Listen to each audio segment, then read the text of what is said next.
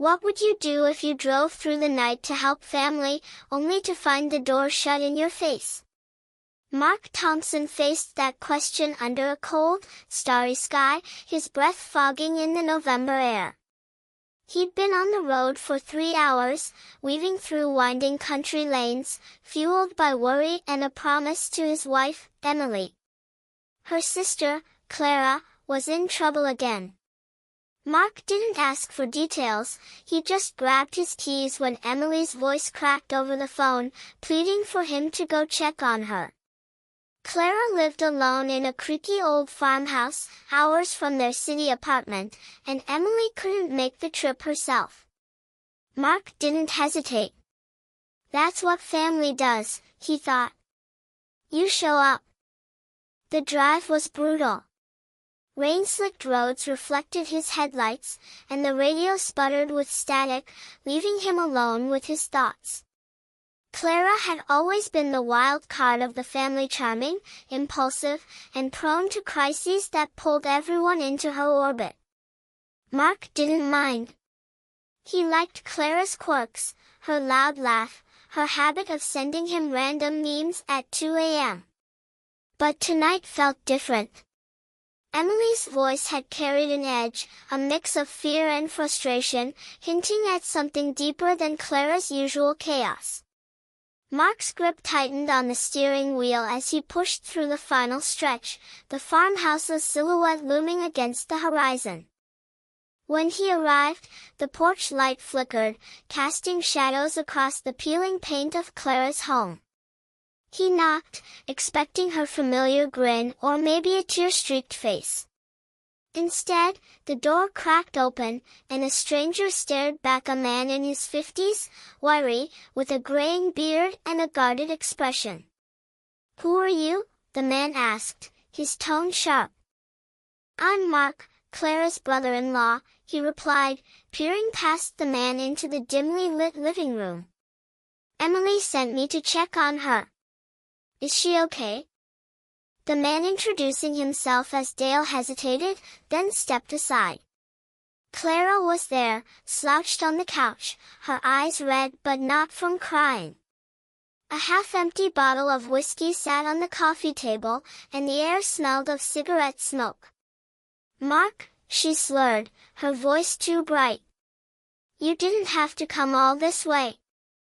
Her words were warm, but her posture was tense, like she was playing a part. Mark's relief at seeing her alive was short-lived. Dale hovered nearby, and 2 other strangers, a young woman with a nose ring and an older man in a flannel shirt, lounged in the kitchen, laughing over clinking glasses. Clara explained they were friends who'd shown up to help her through a rough patch. Mark's stomach twisted. This didn't feel like a crisis, it felt like a party. He asked Clara what was wrong, why Emily had been so worried. Clara waved him off, saying it was just a bad day, and she'd figure it out.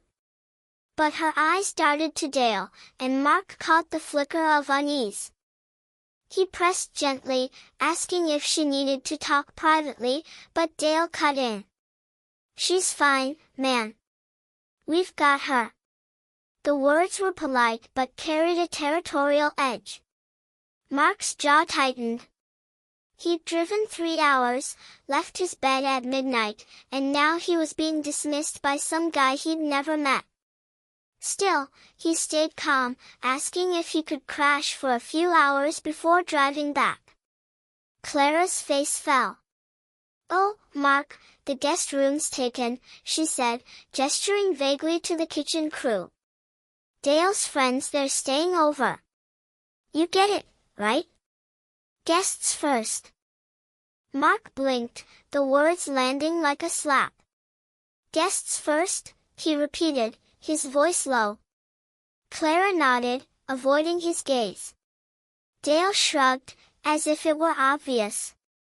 The young woman in the kitchen called out, "There's a shed out back. It's cozy." Her laugh grated against Mark's nerves. He stood there, keys still in hand, the weight of the drive pressing into his bones. He could have argued, could have pointed out that he was family, not some random guest. But Clara's silence told him everything. She wasn't asking him to stay. He stepped outside, the door clicking shut behind him.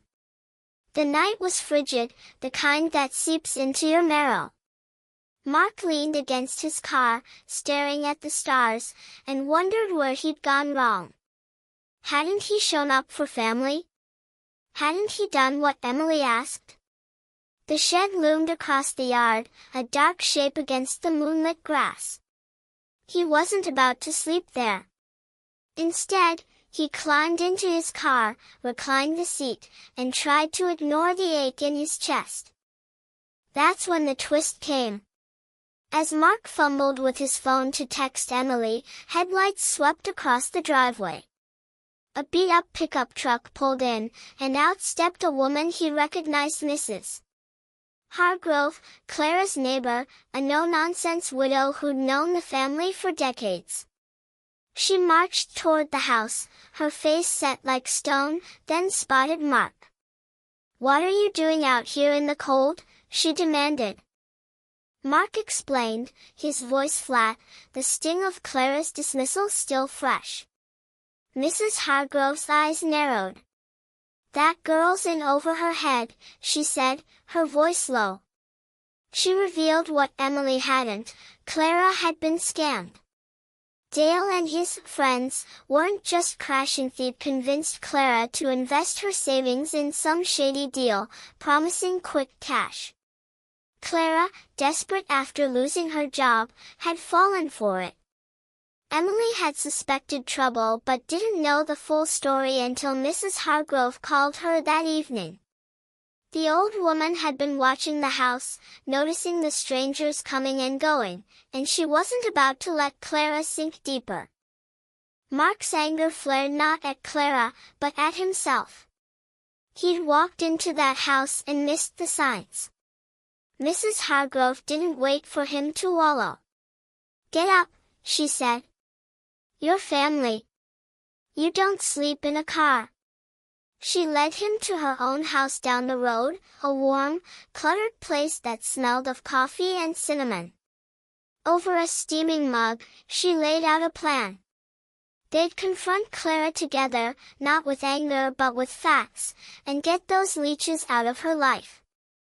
The next morning, Mark and Mrs. Hargrove returned to the farmhouse.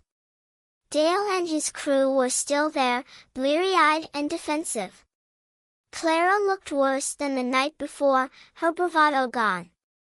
Mrs. Hargrove didn't mince words, laying out what she'd learned about Dale's business from a friend at the county office, a string of complaints about similar scams. Mark stayed quiet, letting the older woman's authority carry the moment, but when Clara started to cry, he stepped in. "We're not here to judge you," he said, his voice soft but firm. "We're here because you're family." It wasn't easy. Clara resisted, embarrassed and scared, but Mark's steady presence and Mrs. Hargrove's no-nonsense clarity broke through. Dale and his friends left by noon, muttering excuses. Mark stayed another day, helping Clara sort through her finances and connect with a lawyer Mrs. Hargrove recommended. He didn't lecture or gloat, he just listened as Clara admitted how lost she'd felt, how easy it had been to trust the wrong people. When Mark finally drove home, the road felt lighter. Emily met him at the door, her eyes wet with gratitude. "You didn't just check on her," she said. "You brought her back." Mark didn't feel like a hero. He'd been ready to give up, to drive away in anger.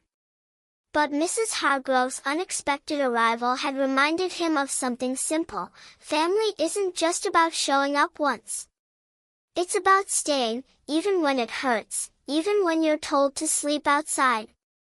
In the end, Mark learned that love doesn't always open the door on the first knock.